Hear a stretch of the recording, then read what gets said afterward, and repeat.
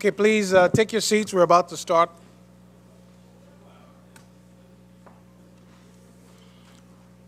So this next session is going to be on the role of transmission in a distributed and renewable energy future. And it's going to be moderated by Mr. Michael Yackira, who's the former president and CEO of NV Energy, and also former chairman of EEI. But before Michael kicks off his panel, I would like to call up Alex Kent from CEA, who's going to tell us about this Slido 2. Alex, where are you? I'm right here. Please go ahead. All right.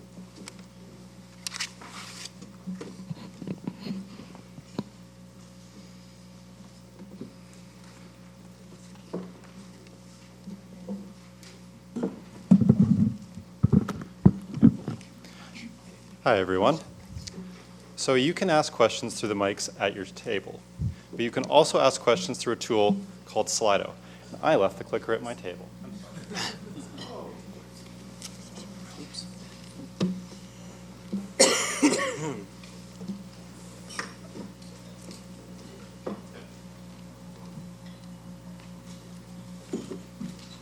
So through your smartphone or laptop, please go to www.sli.do.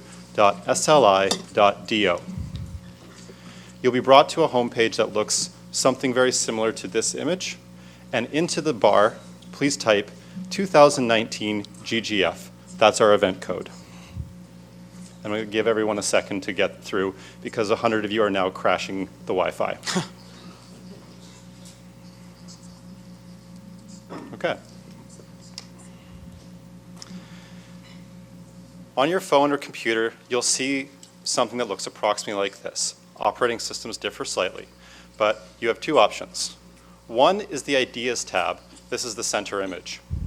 This is how you can talk to other members of the audience.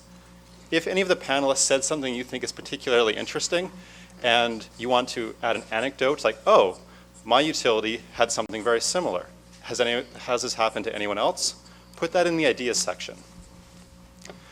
The question section goes to the moderator. And there are questions just like you can ask through the mic. So if you want to work through a question, give yourself time to think about how to word it right, that's where you go. You can switch through the different sections by clicking on the titles, questions or ideas. So on a smartphone or with your mouse. The questions are moderated, so, be polite. And you can also reply to other people's questions. So if anyone types something, you'll have the option to reply and upvote a question. If someone asks a great question, let them know. That's Slido. It's pretty simple. If there's any questions, I'll be happy to answer them on the next break. And thank you, Lawrence. Let's get it. Let's go. Thank you, Lawrence. It's a pleasure to be here. I appreciate the opportunity to once again work with the Edison Electric Institute on important matters having to do with the industry, and the fact that we have so many attendees here throughout the world, I think speaks volumes on not only the conference, but the understanding of the importance of working together to deal with these issues, as so many of the last panel discussed. I want to set the stage, and this is not going to be news to anyone, but I was thinking back to 1992, when in the United States we had the first opportunity to have open access to transmission through the Energy Policy Act. Under Order 888, the FERC Order 888. At the time, generation was predominantly fossil fuels, as it still is today. Natural gas only made up about 13% of the generation. Today it's about 35% of the generation.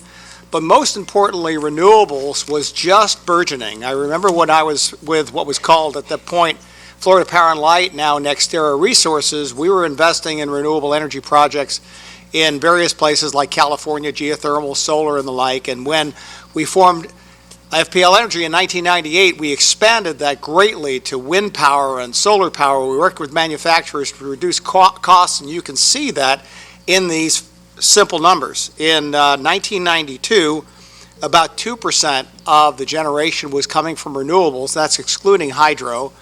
And most of that was biomass. Very little solar, very little wind. Today, it's not a huge number, but it's a lot bigger. It's 10%. And we all believe that that is going to continue to grow, and it's going to continue to grow worldwide, not just in places like the U.S. and Canada, where there is a desire to reduce the carbon footprint, but in places where there is no electricity today, and it appears that the best place to, or the best use of the technology of distributed generation is for those kinds of places. So I think there's a lot to talk about on this panel. With respect to transmission, and so much of the first panel referred to how there is this incorporation of transmission and clean energy, I think there are a lot of panelists here who have varying perspectives. And what I'd like to do with this panel is have each one introduce themselves and talk for no more than 5 minutes, just giving you a background of what they're about, what their thoughts are about transmission in this realm. The title of this session is The Role of Transmission in a Distributed and Renewable Energy Future. And what I'd like to do is make this interactive amongst the panelists, but also interactive with you. So what I'd like to hear is each one of the people talk for about 5 minutes, then I'll tee up the first question, have the people on the panel talk, perhaps you want to add some comments about what's asked, then turn it to you for a question, and then back to me for another question. So I'd like to just have it interactive like that. We have about an hour and 15 minutes. I have a feeling it'll go very quickly. But I would like to introduce the first panelist, and Haibin, I'd like you to be the first one to talk. Haibin Sun from Exelon. Thank you, Hayko. Good morning, everyone. So my name is Haibin Sun. I come from Exelon Corporation. Exelon is a Fortune 100 company and a leading competitive energy provider and marketer. We have business units like merchant generation, wholesale energy marketing, retail sales, and we have 6 utility companies: ACE, PEPCO, PECO, BGE, ComEd, and we serving about 10 million gas and power customers in the state of DC, Delaware, Maryland, Pennsylvania, New Jersey, and Illinois. So I'm the director of transmission strategy for the company, running teams of reliability planning, technical modeling, and economic studies. And before my current role, I spent a good amount of years on the capital investment and energy commodity side. So focusing on transmission projects today, I would like to summarize for Exelon Corporation our typical transmission projects in the following categories. So we have market efficiency projects, and we have NERC and RTO reliability criteria-driven projects. We also have FERC 715 transmission owner criteria-driven projects. We're also doing resilience projects to protect the system from extreme events like weather and security threats, to improve the system restoration capability. And lastly, we have infrastructure modernization projects, including replacing aged equipment, improving operational flexibility, and also doing technology piloting. So DER, or incorporating DER into the wholesale markets and transmission control, is actually written into our business strategy roadmap.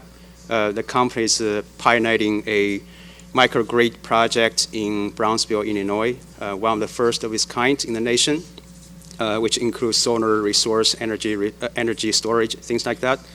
The company is also actively deploying technology like PMUs, phasor measurement units, in both transmission and distribution system to help us get better visibility into the system status. And we believe those will help us to better deal with whatever operational issues we will experience as we see more DER and renewable energy coming to the grid. As a company, we do work very actively with the federal and state regulators to evaluate the impact of clean and renewable energy targets. Transmission is very important to help maximize the economic value and environmental benefit of those policies, and also as an industry leader, we have done a good amount of work kind of related to the Paris Climate Accord to think about from visionary perspective what the transmission system should look like to manage the 2 Celsius degree or 4 Celsius degree temperature increase. So back to I think Mike was asking us to offer some views here. Potentially we'll trigger some questions and discussions. I want to share a few kind of opinions here. The first one is transmission used to be driven mainly by nodes. And in this country, in the United States, the annual node growth rate has dropped from 1% to 3% down to roughly maybe 0.5% or flat or even going negative in some regions. So recognizing that's very different from what our colleagues in China, observe, but that's the reality, we're dealing with. Before the electrification really kicks off, we expect the driver of transmission infrastructure built to shift from node to others, including new generation resources. Second one is about the electrification side. So we think before the electrification economy kicks in, we're dealing with a lot of issues. Hard to find a driver from nodes, but there are a good amount of research done by organizations in the industry. There was a report, I think, published by Wires earlier this year. It laid out the vision of how the transportation, space heating, or agriculture industry would look like, and the amount of infrastructure support to make that happen. The infrastructure will cover without transmission and distribution and generation as well. The other one is we believe the benefit of, or I believe the benefit of clean energy and renewable energy. So, transmission is important to connect the end consumers to whatever energy resources. So there should be a good amount of work need to be done, which will heighten the role of a transmission in that new world. That said, I think as transmission companies, we need to address good amount of question in the policy making process, in the project vetting stakeholder process, to make sure we're making prudent decisions. I think transmission companies are in the position of doing that, but transmission companies need to just work with the stakeholders about the right level of transparency to offer, and also to continuously prove the value of transmission. I'll stop here, Michael. Thank you very much. Next, we turn to Kory Hayko, who's from SaskPower. Hi, thank you, Michael. So maybe I'll take a bit of a different approach. So the session is the role of transmission in distributed and renewable energy future. Maybe to put some context, I picked some places at random, so no real reason. So just to give you sort of some of the challenges that we see in Saskatchewan, if you think of Japan, 377,000 square kilometers of land area and 127 million people. And then you move to a place like California where you've got 423,000 kilometers, so slightly larger, and 40 million people, slightly less. And then you move to where I'm from, there's 650,000 square kilometers and only 1.2 million people. And we got to run a power system and serve those customers. So when you think about the opportunities and the challenges of the transmission system, and you think of the opportunities of distributed energy resources and what our future holds, it's exciting, intriguing, and challenging. We've got about 155,000 kilometers of line in our province, and it's a true fact. We have more wood power poles in our province than we do people. So our challenge might be slightly different than yours, but at the end of the day, the challenge is similar. So it's really about understanding the challenge and how we collectively work together to find solutions that do fit and can be adapted for others. We're probably slightly unique. And one of the other opportunities, it's already been mentioned up here, is this notion of load growth. We're seeing probably still a 1% load growth, which is fantastic for us. We've got 1,600 megawatts of coal-fired generation still in our province. So by 2030, we're gonna lose 1,600 megawatts of coal-fired generation carbon emitting, and it's gonna be replaced likely by renewables. We've got 400 megawatts of renewables under development right now. We've got another 300 coming this fall for competition. And then we look at all the customer spaces out there, all the net metering opportunities, the small community scale solars, all of the stuff that integrates into our province is going to be useful to us in a way. And obviously, with this very sparse system, our losses are high. So if you think of, if you can put generation at the source or load, that helps. But you still got to have something to back it up. So, you know, it's a very, very interesting challenge for us as a utility, and we're excited about the future and about the challenge. We do have a DER strategy in our organization. It's a starting point, and, you know, I guess for me, I'm here today to really learn from you as colleagues and your experiences and share them and see where it goes. So it's my experience. Thank you, Kory. Thanks, Kory. Now I'd like to turn to you, sir. This is Guoyue. He is from the State Grid Corporation of China, and he'll be, I assume he'll be on Channel 2 as the chairman was earlier today.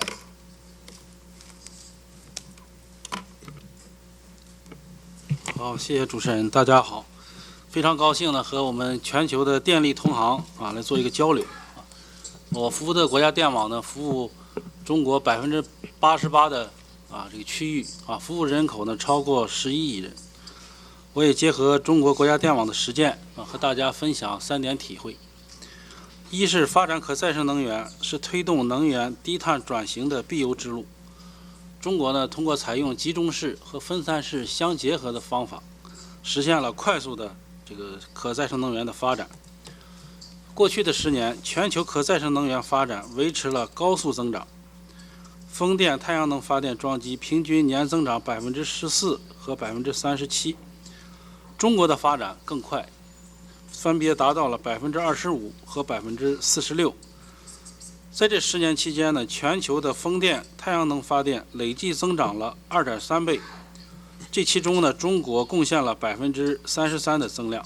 同时呢，中国的能源资源禀赋与能源消费需求呈逆向分布。 Energy distribution in terms of distribution is reversed to that of the demand. Most of the power supply comes from southwest and east-west, and the concentration of the demand is in the Middle East and the middle of China. So large-scale transmission and distributed energy distribution is very important, and we did have some achievements. The second is the technological breakthroughs. State Grid try to promote the development of renewable energy and try to upgrade our facilities and infrastructure. Wind and solar power are volatile, and they are very random, so they have a high demand for the security and the intake capacity of the power grid. Recently we have a cloud computing based on large capacity UHV projects, 8 DC, 10 AC projects, and annual output is more than 900 billion kWh, which means we are burning 240 million tons of coal, less of that. And we try to make use of cloud computing, AI, IoT, and there are creative application in power grid, EV, and other large-scale access systems to really meet the need of our customers. And third, facing the future, we need to speed up the capacity of allocating resources and also the smart interaction capacity, as well as providing better security and safety. We hope that we can greatly improve the ratio of decrease the ratio of fossil fuel in energy consumption in China, primary energy consumption. And also we want to lean toward cleaner power grid. Facing the future, we will be focusing on world-level 3-model 2 network energy connected enterprise, so as to promote the construction of a smart grid, as well as the distributed power, distributed energy consumption. We hope that we can intensify our cooperation so as to really promote the development of a safe, low carbon, and clean energy industry. Thank you. Thank you very much. Now I'd like to turn to Keith Casey, who's from the California Independent System Operator. Thank you, Michael. going to break with protocol here. I do have a few slides. I promise I'll be very quick. Cue them back here. Okay, so the description of the panel I found rather intriguing because it posited two views of the distributed energy resource future. One is, well, in both cases, you have a proliferation of distributed resources and probably a maturity of the distribution operator to become a distribution system operator, optimizing a local portfolio of resources on the distribution network. And one scenario is that in that world, the transmission system becomes obsolete, that you have these proliferation of highly sophisticated distribution system operators. They have a lot of resources, and the transmission system essentially becomes stranded. The other view is that the transmission system is an integral part of this high distributed energy resource future, and it provides opportunities for gains from trades. It provides a reliable backbone to the system. So I have a few slides to really, I guess not surprising, being a grid operator, I'm in the camp of the latter view, and I have a couple of slides to explain why. Of course, I have a gratuitous slide about the California ISO. I will skip that just to say that we operate the transmission system for the majority of California, as highlighted in yellow there, and have done so since 1997 for about 22 years. I'm here in part, I guess, because the group that I'm a member of, which is called Go15, was invited to participate in this forum. So I'm going to make a quick plug for Go15. Go15 is a group of the 19 largest power grid operators in the world who collectively serve about 70% of the demand worldwide. They really are, I'll talk more about what their function is, but you can see from the map that they're pretty globally represented here. In fact, my colleague, Mr. Liu from State Grid of Corporation of China is a member, as well as the Gulf Corporation Council International Authority is here, and China Southern Power Grids is also a member. So we really provide a kind of a worldwide perspective on emerging issues within our respective operations, and we're really trying to get more of an international presence in the energy debate. So that's in part why I'm here.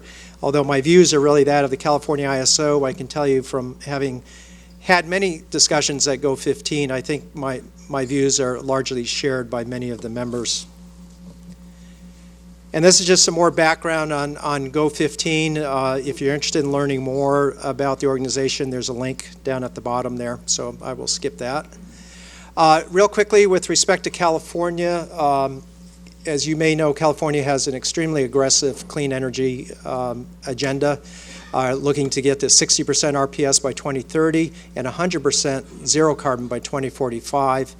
And similarly, very aggressive targets on GHG reductions, electric vehicle adoption, and distributed generation by 2020, looking at 12,000 megawatts. So very aggressive clean energy goals that really provide an opportunity for distributed energy resources to be a big component of that overall strategy. We've added a lot of renewables to the system in California. This is just highlighting in 2019, we have a little over 20,000 megawatts of renewables. Put that in context, our peak load is 47 gigawatts. And when you look at behind the meter solar, we have about 8 gigawatts on the system now.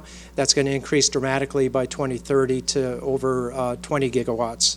So big build out of renewables. So what's the role of the transmission system in this new world where you have a proliferation of renewable storage resources at the distribution level?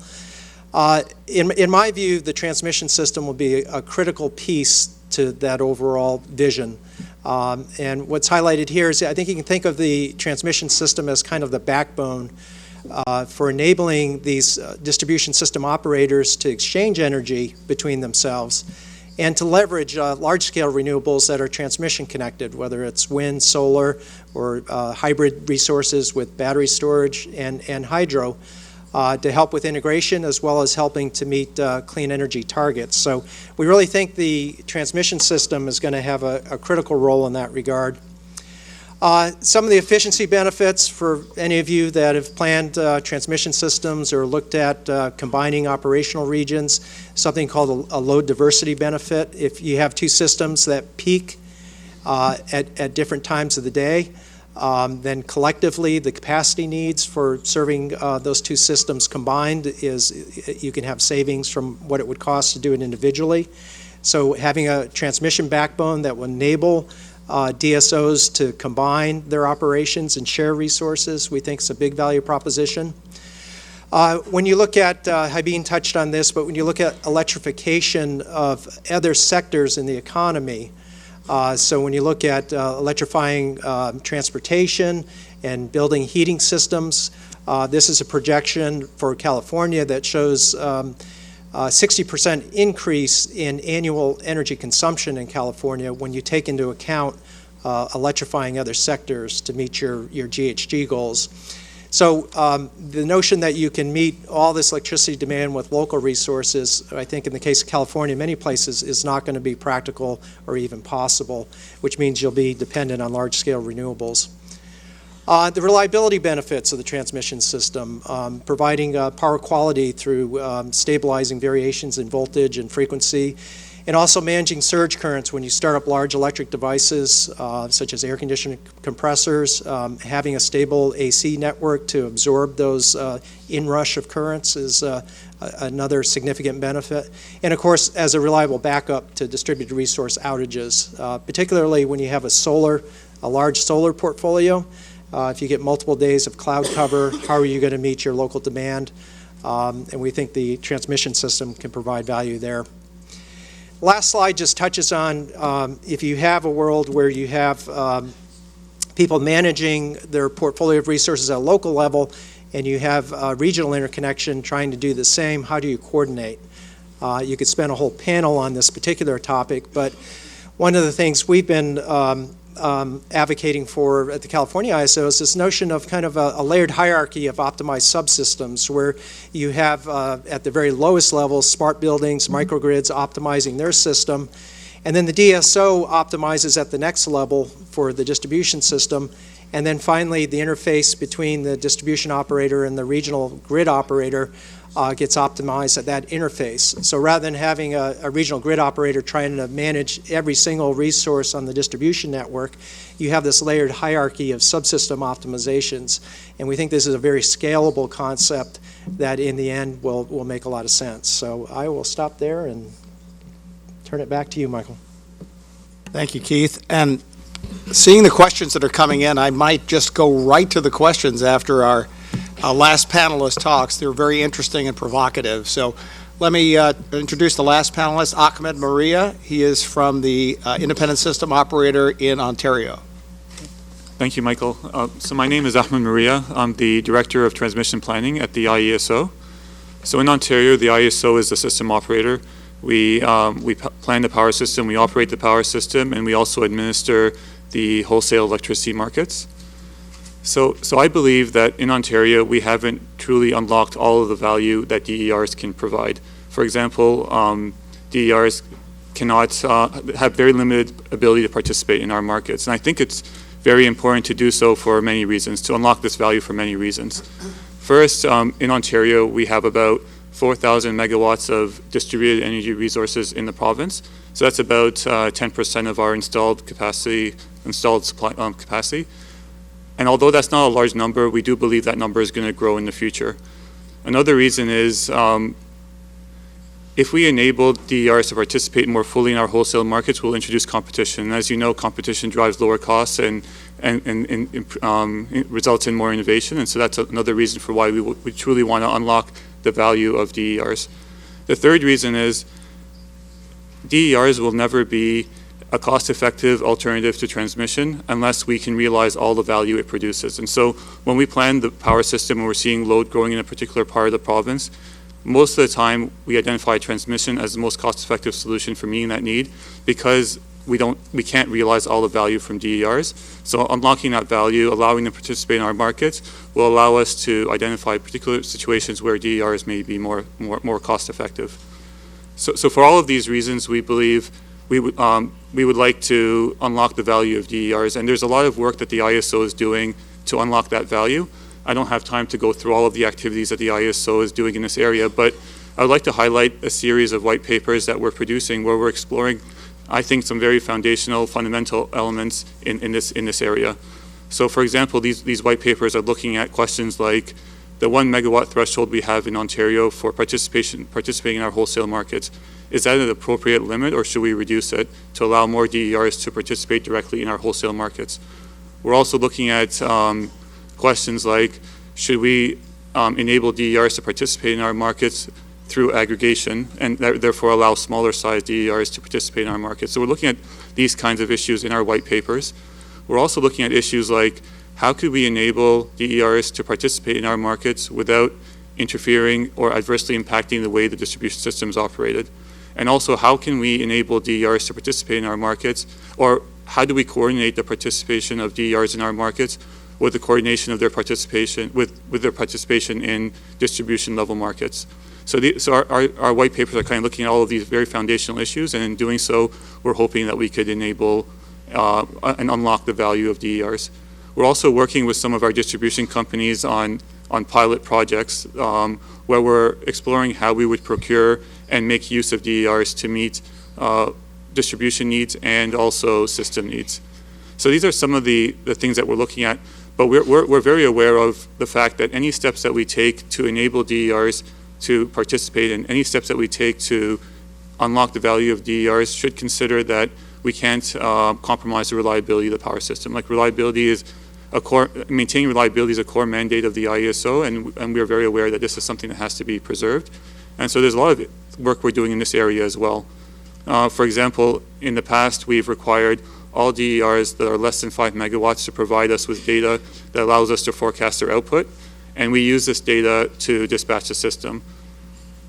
We also more recently introduced new market rules and procedures that allow the IESO to schedule a 30-minute operating reserve to manage the risks of over-forecasting the output of DERs.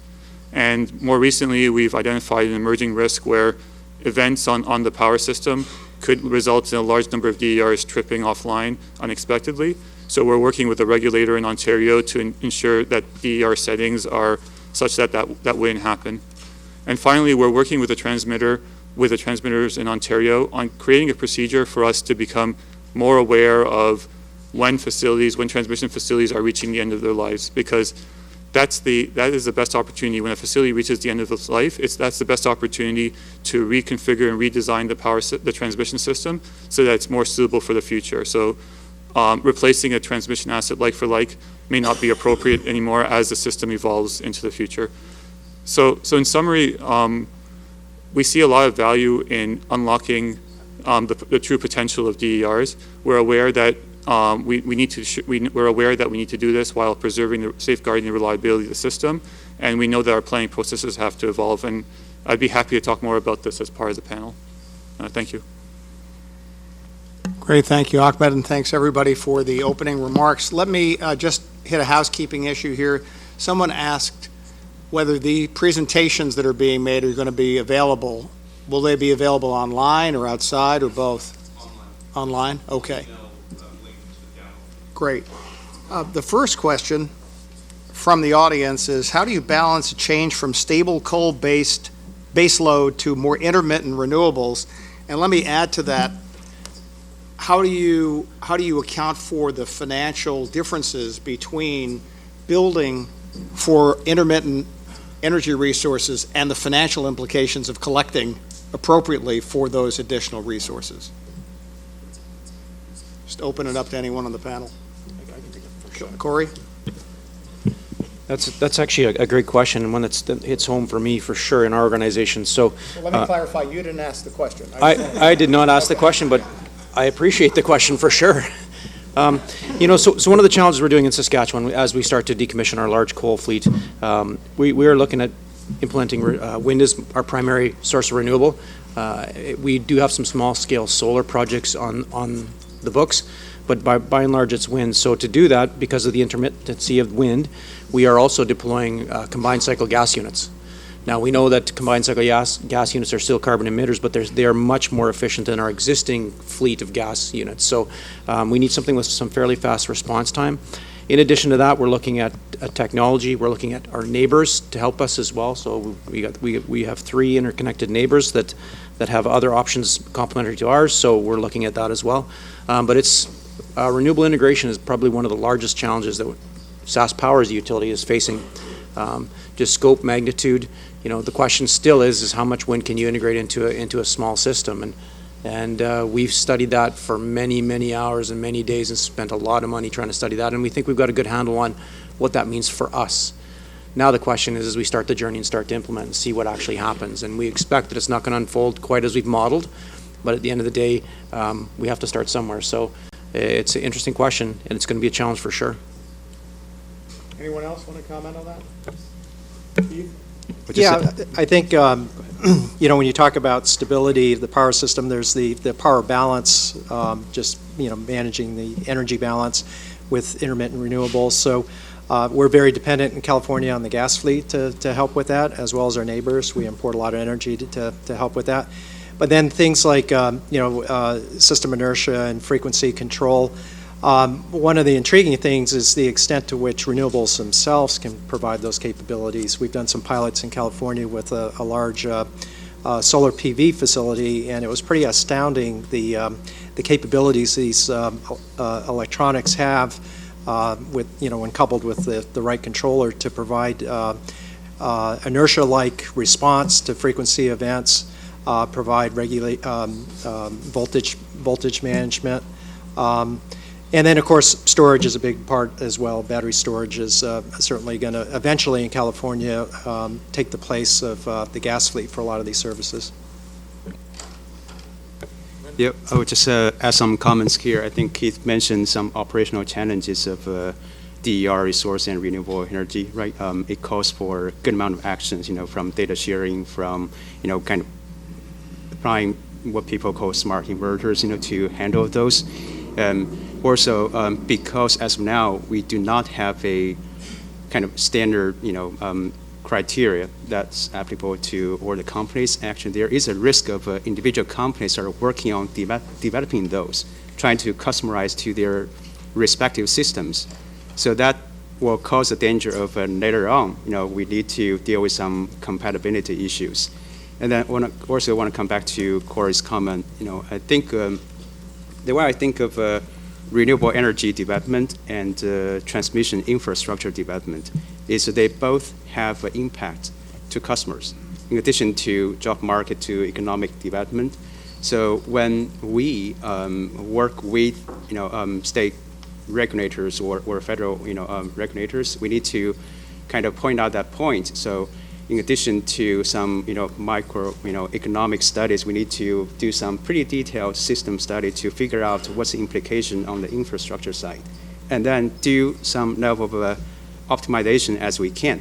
Because whenever we talk about DER, talk about renewable resources, luckily there are a diverse of them. We can leverage different type of resources to get certain, for example, ramping capability, or to offset the intermittency of wind and solar, generation.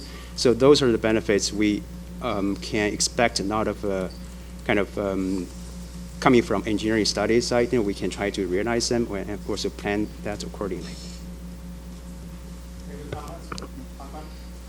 So in Ontario, when we were making that transition from coal to renewable, there were 3 things that we felt was pretty important. We felt we needed visibility. We need to be able to see all of the intermittent renewable resources that we're connecting on the system. So we required a lot of telemetry from them. We also need to be able to forecast their output to allow us to dispatch the rest of the system. And also we needed the ability to be able to dispatch them down, especially if we in situations where we have a lot of surplus baseload generation and where we have more generation than we need the ability to dispatch them down. So these were some of the things we did early on to enable us to make that transition. 我谈业观点，我觉得新能源的消纳呢，应该在更大范围内来消纳新能源，可以提高它的利用率。 We have to 所以国家电网我们 improve the 11条特高 utilization 压 at 的 a 支 larger 流， scale. 我们的目 So 标 we have 每一条特高压的 11 支流的 UHVDC 输电 lines, 都要求在50%以 and 上 every line we 要输 require 送新能源，这样就 50% 需 of 要 the 在 power 联 transmitted 网 should 和 be renewable 一 power. 体化的规划发展上 So 去 in 做 terms 工 of 作。 我们 integrated 过去的 planning, 几 we 条 need to 专 do 门 more 输 work 送 in the 水电的 past. 这个大支流 The 运行 big 小时都在 network 6000 dedicated 小 to 时以上。 hydropower and the 通过和这些水电， it is 通 usually 过和 more 风电、 than 太阳能的这种 6,000 融合， kWh. 能够进一 And 步 by 的更大 integrating 范围 into 内 it, the 消耗 wind power 这 and 些新 solar 能源， power, it 能够达 will 到 maximize 每一条 the 特高压的线路 the 新能源 scope 的消纳都在50%。 of coverage by the new 我 power. 们通过这几年的努力，我们现在新 Through 能源的 past 消 years 纳 of 都在 work, 利用率都 the 在 95%。 consumption of a new energy utilization rate is about 90%. Michael, can I add a comment here? So we have been talking about the challenges. Looks like the troubles coming from the RSI renewable energy side. We actually need to recognize, for some of them, they provide some flexibility as well. Because as of now, I think Ahmed mentioned, many of them are on the customer side of the meter, or they are managed by third-party aggregators who may have a different goal, different agenda compared to what utility company is looking for, compared to what the grid operator is looking for. So if we can do some work to either incentivize them or just allow them to participate in some wholesale markets, that visibility will improve. And then grid operator will be in a better position to, one is to kind of become more situational aware, of what could happen. The other one is to leverage those, although limited, flexibility to deal with some of the grid issues in operations. I think in Keith's presentation, he covered some of this, but I want to open it up to the rest of the panel, and this is a question for the audience. How would you best articulate the impractical nature of trying to achieve future carbonization goals locally? And are there papers to reinforce the message? Obviously, the person has an answer to their question, but I think that they'd like some support for the answer that they think they have. Anyone? You've stumped the panel. Well, there's some work that's been done in California called Pathways, where they're looking at, how do you reach those 2050 goals of getting 80% GHG reduction relative to 1990 levels. So whoever asked that question, the consulting firm that did the study is called E3, Energy, Environmental, and Economics. And they recently updated their Pathways study. I think they published a report in 2018 that makes a pretty compelling case that you're going to need large-scale renewables, and a lot of them in the transmission system to meet these decarbonization goals. Anyone else? Haibin? Sure. Well, first of all, when I think of DER and renewable energy, I tend to separate them a little bit because DER doesn't limit the fuel type technology, right? So just think about this. In the northeast shore of the United States, people are talking about a huge amount of offshore wind. But when I think about it, I don't think all the beach houses there can consume that much of tens of gigawatts of power there. Same thing is those center are pretty far away from the Midwest, wind farms or Southwest, solar valleys. So we need to kind of think, transmission will be there to help deliver that value eventually to customers. Because, as an industry, we're not developing new renewable energy or clean energy for fun. Eventually this is trying to serve customer, right? How much value can we realize through the combination or the coordination between this new resource and the transmission development? So that's just one thing I want to add. Well, I have an observation about that in Nevada. Yeah. Nevada is a very small state. Only 2 million people live in that state. But we have an incredible amount of solar capacity much more so than we can ever use in the state. But when discussions have taken place between various surrounding states, the answer is no, we really want to develop our own indigenous solar capacity for a variety of reasons, whether it be tax base or employment or what have you. So that there's a need to develop that infrastructure, but there's also a need to understand that there are places that can produce more than they can take in, and have a common understanding that the purpose of this is not just to produce jobs, but to reduce the carbon emissions throughout the United States and worldwide. Yeah, this is a fantastic point. I think, especially in, let's say, North American, a lot of these developments, eventually the cost will pass on to ratepayers or taxpayers, right? Different state or from federal perspective, they come up with policies or incentives. But eventually, if think about this, if I live in one state and all my renewable energy will end up flowing to a totally different region, then when that becomes transparent, the taxpayers will not agree with that. That's right. So this is where some pre-development study from transmission and distribution perspective need to kick in to, do that check, to make sure all the plans are kind of maximize the value of local ratepayers or taxpayers. I know this is different from some other part of the world, where the funding source is different, but this is some practical questions, practical issues we need to deal with in North America. Thank you. This is a self-serving question, but I'll ask it anyway.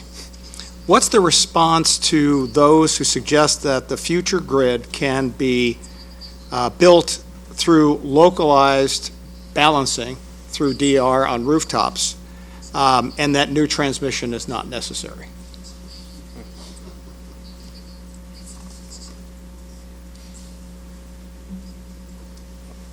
Well, I would say back to my slides.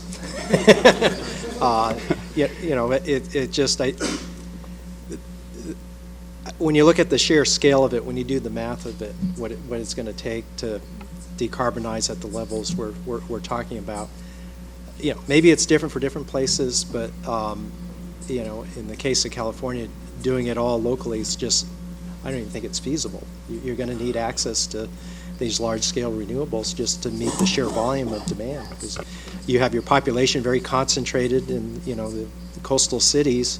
There's not a lot of land space there. Rooftop solar will only get you so far. You're going to need those large-scale, not just renewables, but the integration resources, whether it's hydro, pump storage, large-scale batteries to integrate this all and balance it. Ahmed? 我觉得还是要把握好。 Sorry, go ahead. 我觉得还是需要把握好几个这个平衡啊，一个就是电力和电量的平衡啊。我们随着大量的这个建设新能源以后，实际上在电量平衡上是可以保障的，但是在电力平衡上实际上是有一些问题的。 We have some problem with the transmission and distribution, so we need to balance this too. And we also need to balance to do a better regional balance and cross-region balance.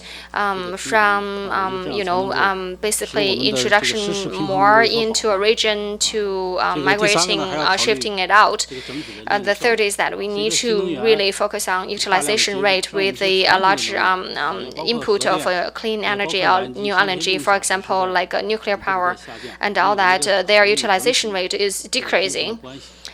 We need to balance those different utilization rates of different types of energy. I think I'd also add that doing everything locally depends on having the resources locally to supply your demand. And so, not every part of the region will have the resources it needs to meet the demand in that area. So you'll always have to produce power in one part of the system and send it to another part of the system. That's just geography of it, especially if you want to do this all clean. And then really the amount of clean resources are not distributed evenly throughout the area. It's concentrated in certain parts of the system. And so once you have that kind of difference, you'll always need transmission to deliver power from one part of the system to the other. So I feel like there is a role for transmission regardless of whether or not, there's a role for producing power locally, but there's also a role for transmission as well. Kory, you go next. So I'll agree with all of that, and I think the other consideration you need to have is you can never get the balance perfect. So what does that mean for the rate base? What does that mean for the utility finances and tariffs that we all have that we move power under? So, I think that evolution is both somewhat scary, but also there's opportunity there. I know in our utility, we're starting to look at how do we unbundle rates to ensure that we can provide those backup services, whatever they are, because at times the sun's not going to shine or the wind's not going to blow in the spots where they would hope it would as a customer. So we need to be flexible and adaptable, and we've got to be fair in terms of how we compete, because there will be customers that will never leave the rate-based utility. They want to be on the utility taking power. So somehow we got to be fair and objective for all sides of that, and if our pricing models are set right, if our rate-based costs are adjusted right, it should be completely doable. So the question is, at each utility, are your fixed costs your fixed costs and your variable costs, and do you actually categorize them? Because in the past, utilities were worried about the total, not the components of. So that's some of the challenge we need to look at, as well as the transmission system, but it's built, the backbone would be on the transmission system. So. Haibin? Sure. I want to maybe just bring back to basics, kind of a fundamental value of transmission. I think Ahmed touched on that a little earlier. The way I want to summarize that is to help with the reliability. That's number one. First of all, and then second of all, build on top of reliability to make the system more resilient. The third one will be from kind of marketplace perspective to grant access of for all consumers to lower cost energy source, remote or nearby. And the last one will be to provide a level playing field for all the generation providers to compete. And then because people believe in the value of competition in the market, right? And then one analogy I can maybe try to draw here is think about over probably more than 1,000 years, how does the agriculture, industry evolve, in today's world, it's not like, each village is feeding their people with their own local crops, there are exchanges, to facilitate the transaction there. And I think of transmission as well as distribution as a platform there to help with that exchange, help with that kind of sharing economy between resource and consumers. And then that said, there are a lot of practical issues we need to deal with. I think Keith talked about the inertia, right? Like compared to traditional generation, there's no rotating mass of machines in this renewable energy or DER, so that hurts the inertia of the grid.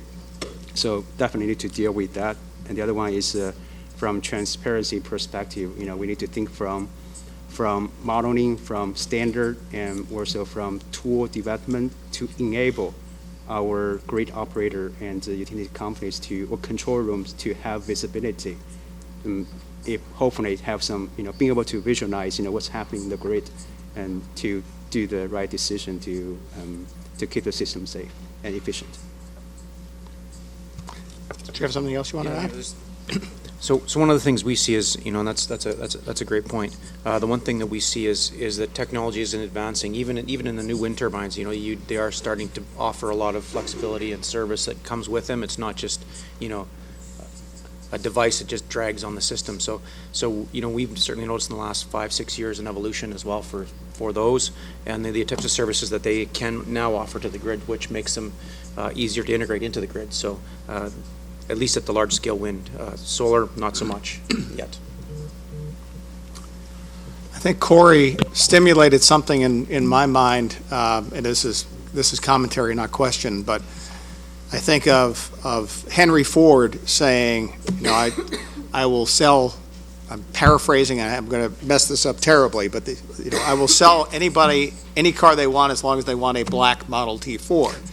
AT&T believed that the only way to get from point A to point B as far as long distance was concerned was to use their phone system, and they would not open it up until they were forced to. The reason that I thought about what you said is that one of the things we've been talking about for a long time models what the telecommunications industry did over time as technology changed. And that was not only to employ the technology, but to understand what the customer wanted from that technology and to offer different services, different packages, so that the customer felt that it was their choice rather than it was being put upon them. So I think that's just, an observation that I'll make time and time again, probably, whenever I hear these issues regarding customer choice and unbundling of the system, to assure that we keep the customers because we're the natural provider of energy. I'm going to summarize a couple of the questions here and harken back to something I think Tom Kuhn said this morning, and that has to do with uncertainty in planning. In this industry, we have been faced with uncertainty. The uncertainty has primarily been load growth, how much is it going to be, and how much generation, how much coal generation, back in the 1960s and 70s, how much coal generation you're going to need to meet that load. Your mistake could be cured by the regulator because of the homogeneous way that we create rates through rate making. But when you're talking about differences today with customers having more choice, putting solar on rooftop, putting small geothermal or a small wind production on their properties if they have large enough properties, how do you as transmission owners, operators, and builders account for the uncertainty of where, not just where the load or how much the load is going to come from, but who's going to actually serve that load and what it means to the system?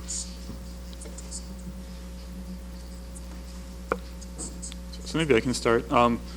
So that's an excellent question, and it's a problem for transmission planning because you typically have to make a decision to invest in a line 7 years out, because it takes about 5 years to develop and 2 years to construct, and so we have to make that decision pretty far out, and so uncertainty 7 years out is high, and then now with all of these with customer choice, it's even higher.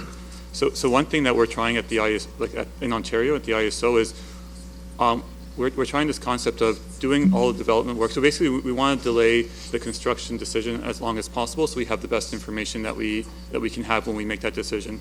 And fortunately, 98% of the cost is the construction, and about 2% of the cost is development.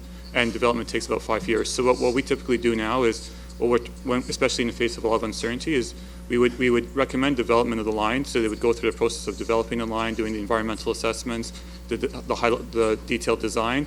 But the actual decision to construct is delayed until 2 years out, and that's where all the cost really is incurred anyways. And so one way of dealing with uncertainty is by delaying the critical decision to as close to the time frame as we need as possible.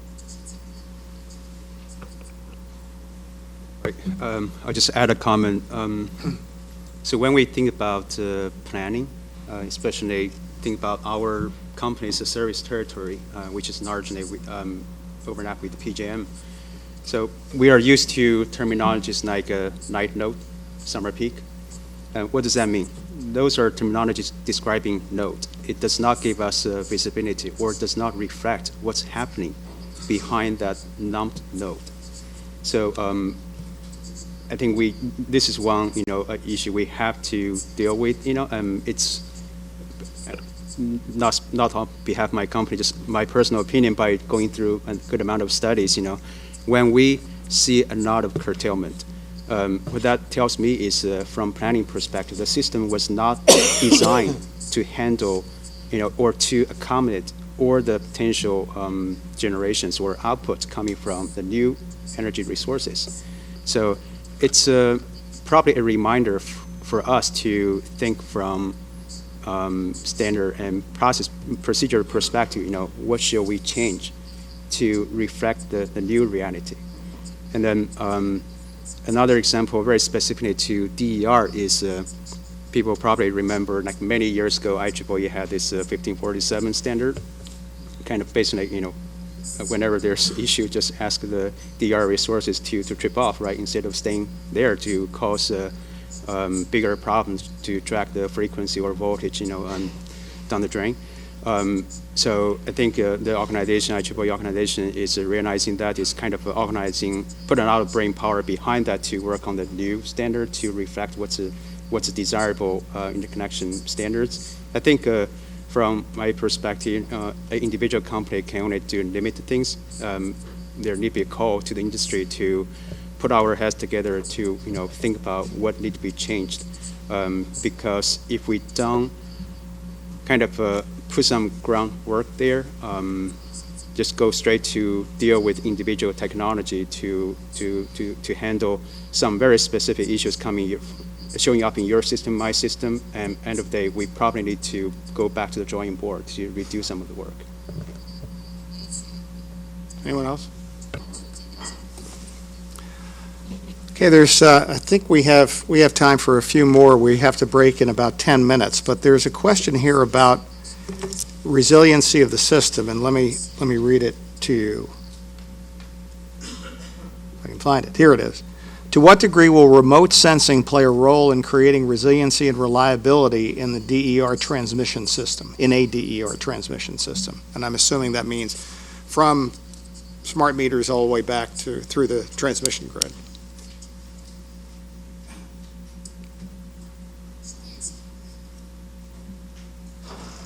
No?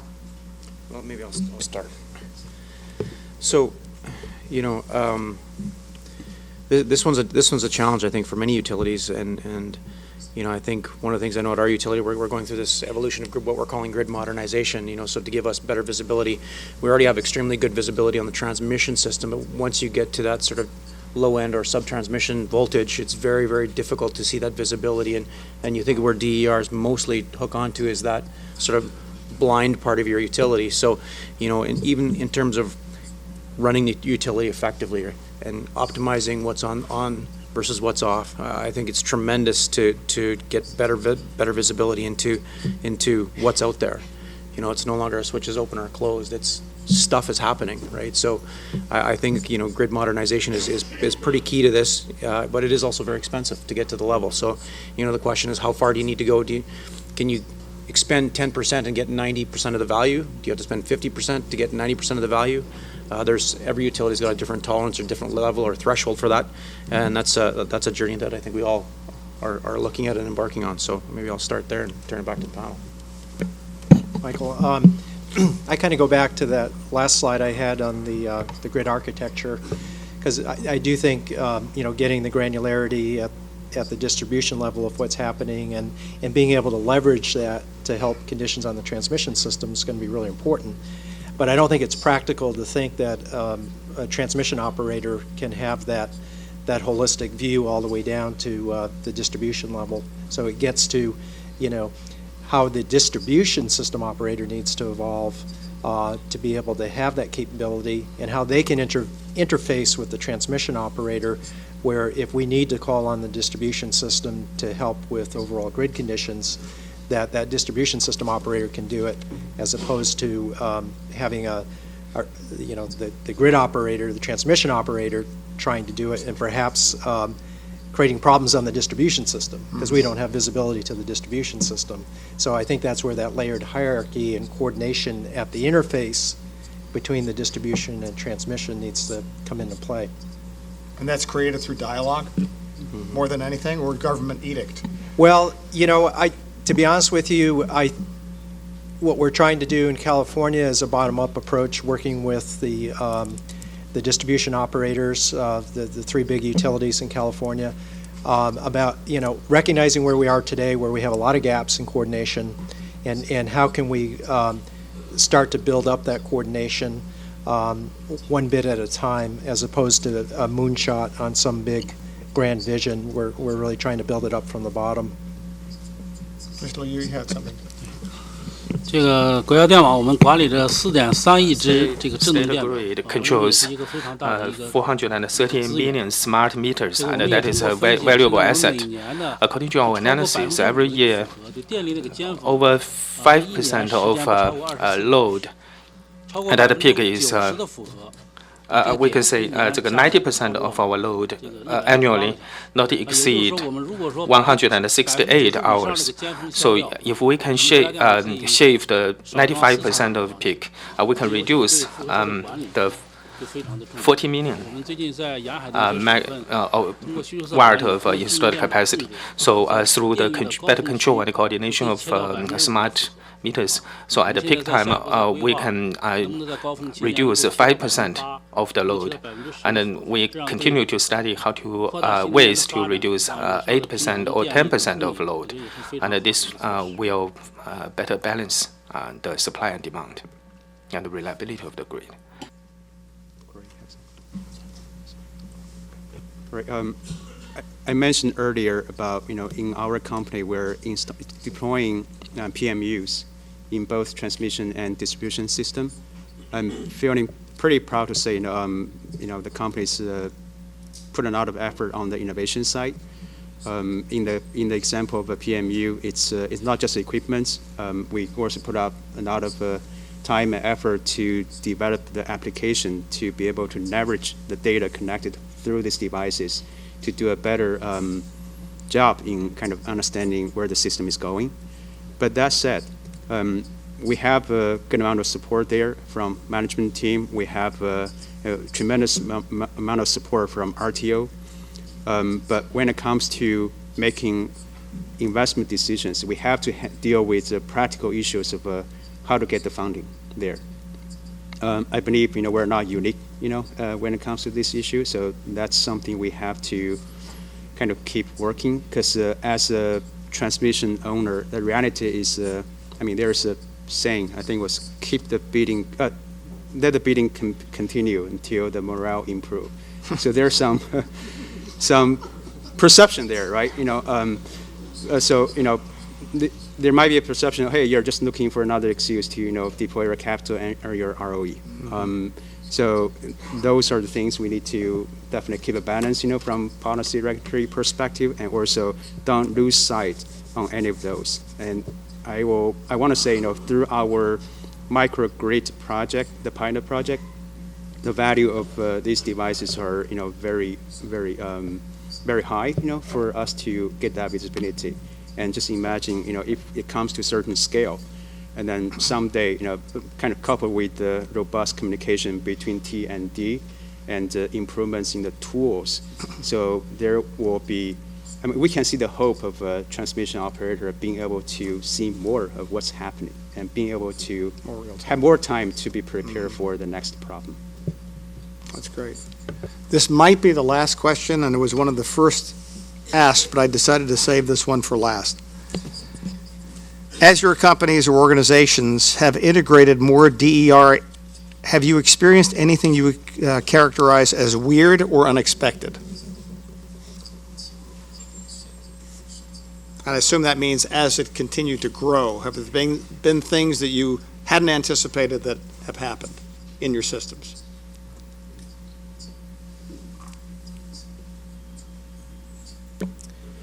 Well, one of the things that happened with us, and it's really more of a renewable issue than DER, but it was touched on earlier, which is the ability of renewables to ride through disturbances on the grid. And we got surprised a few times a few years ago where we would have a fault on the system and we'd lose 1,200 megawatts of solar to compound it. So that was a surprise. And we had to really work with the inverter developers and with FERC, our U.S. federal regulator, to develop some standards for renewables connecting to the grid to be able to ride through disturbances. So that was just one example of something that, I think the renewable industry is maturing in terms of it being, not something you just work around, but something you can rely on and leverage, but it still has a ways to go. I think Keith is holding back, and I think you guys created the duck curve, right? So that's one problem that everyone's studying or using as a reference. Something else that I want to mention is when it comes to DER resources, we do observe some of the imbalance, between phases, so that's kind of adding to the reverse power flow, adding to the frequency and vol issues. The other one is, I don't want to say it's a kind of material, problem yet, but through our studies and also through some kind of historical look back, this goes to the planning criteria. I think each RTO will provide guidelines regarding, how much output should we put into the model, output from solar and wind resources. But the reality is there are many hours of the year. The concurrent capacity factor coming from these resources will exceed our planning criteria. As of now, it's less of a problem because we don't see the scale yet. But given the proliferation of a DER and renewable energy, if we don't make any changes there, I think they will, add up to the issue. We'll see that problem. They probably show up as I mentioned, curtailment, because curtailment is a very valid approach for a system operator to take, to manage the problem. But that beat the purpose of us making that investment, also potentially choosing them over some of the other alternatives, right? Last thing I want to mention is I think there are a lot of great research is done by organizations like IEEE, EPRI, and PCERC. We are working with them as well, trying to get better understanding. One potential benefit there for a company like us, and also eventually to customer, is can we leverage additional measurement and control device, putting them in the right position, supported by the tools. They can probably help defer some great investment and lower the cost eventually. Any other comments?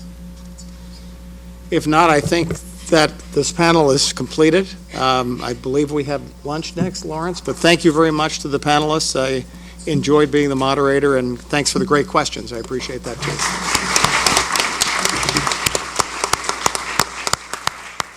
So just by way of direction for lunch, go downstairs, pass by the registration desk, stairs, taking you downstairs for lunch. Lunch will start